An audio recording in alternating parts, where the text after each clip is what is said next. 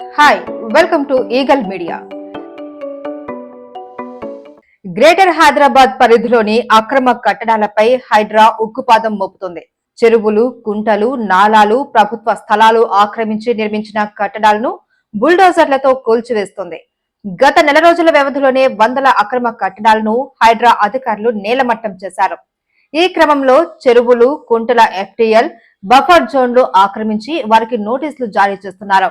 శనివారం సీనియర్ నటుడు, నిర్మాత మురళీమోహన్ కు సైతం నోటీసులు జారీ చేశారు. గచ్చిబౌలిలోని రంగలాల్ కుంట ఎఫ్టీఎల్ బఫర్ జోన్ లో అక్రమ నిర్మాణాలు చేపట్టినట్లు స్థానికుల నుంచి ఫిర్యాదులు అందాయి.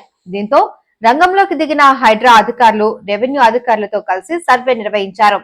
ఈ మేరకు అక్కడ నిర్మించిన అక్రమ నిర్మాణాలు తొలగించాలి అని మురళీమోహన్ కు చెందిన జైభేరి రియల్ ఎస్టేట్ సంస్థకు నోటీసులు జారీ చేశారు.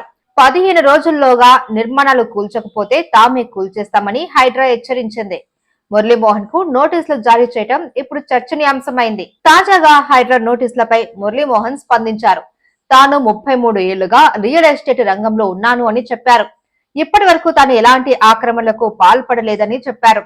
రంగరాలు కుంట బఫర్ జోన్ లో 3 అడుగుల మేరకు రేకుల షెడ్ ఉన్నట్లు హైడ్రా అధికారులు గుర్తించారన్నారు.